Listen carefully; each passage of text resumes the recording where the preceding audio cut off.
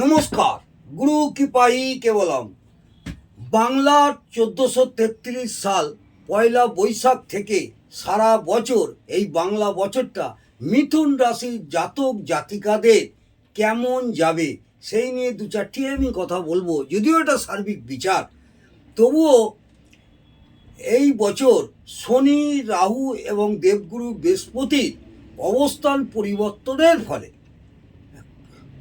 কিছু না কিছু প্রত্যেকটা রাশি বিশেষ প্রভাব পড়বে।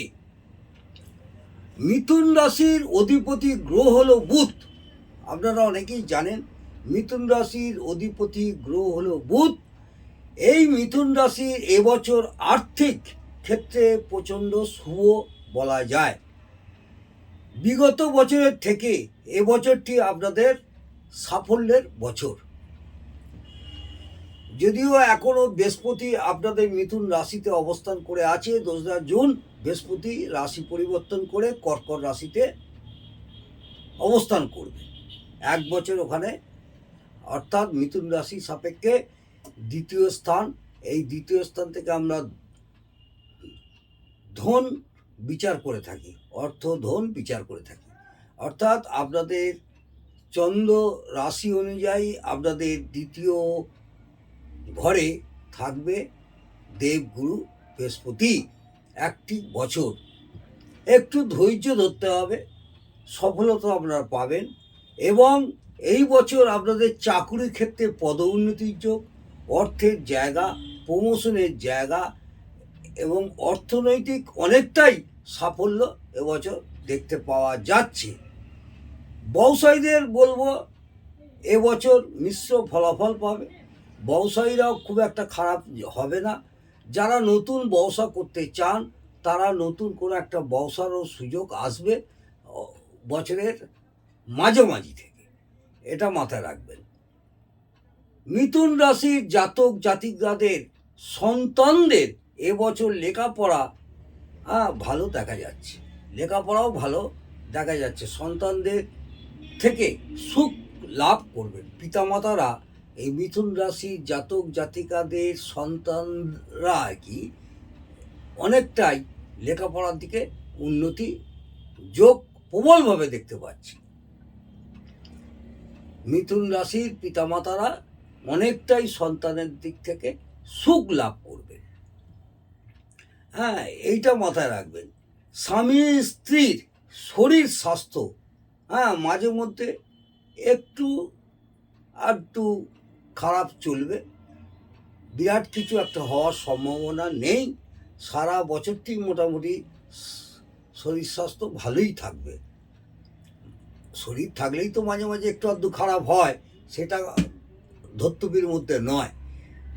মোটামুটি শরীর নিয়ে সেরকম একটা সমস্যা দেখতে পাচ্ছি না। মিথুন রাশির জাতক জাতিকাদের পিতামাতার প্রতি সজাগ থাকতে হবে। এদের পিতামাতার একটু শারীরিক অসুস্থতা হওয়ার যোগ দেখা যাচ্ছে।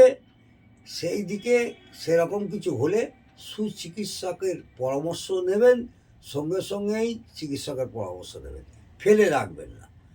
মিথুন রাশির জাতক জাতিকাদের স্বামী স্ত্রীর মধ্যে মাঝে মধ্যে সামান্য একটু মত পার্থক্য একটু হবে, কিন্তু সেটা মিটেও যাবে।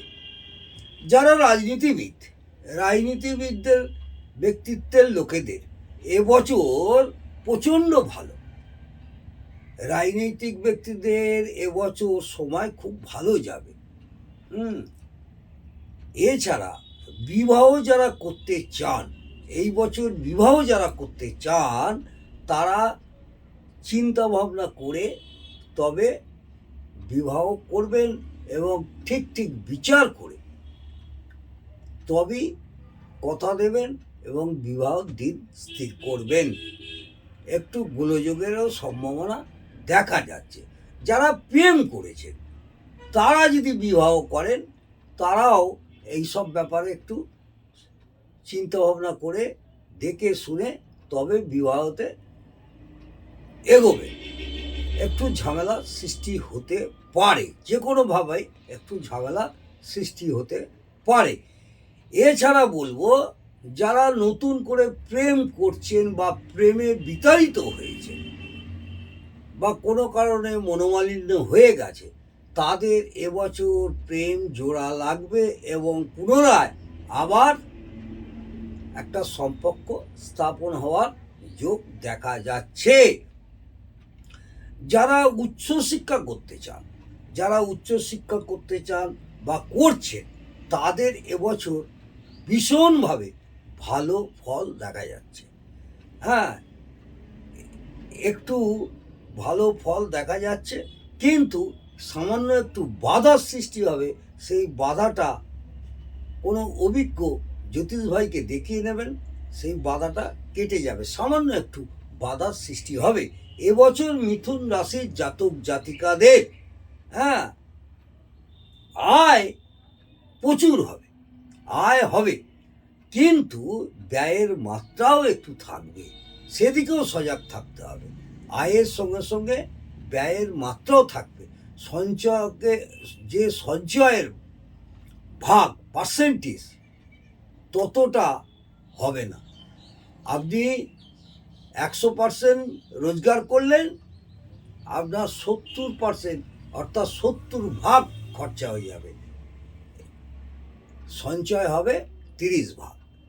সেই দিকে সচেতন থাকবেন।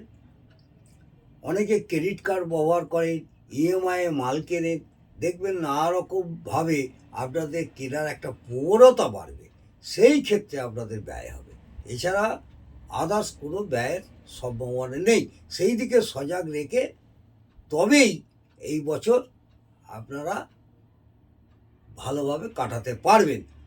আশানুরূপভাবে মিথুন রাশির জাতক জাতিকাদের 1433 সাল সারা বছরটাই ভালো মন্দ মিশিয়ে যাবে।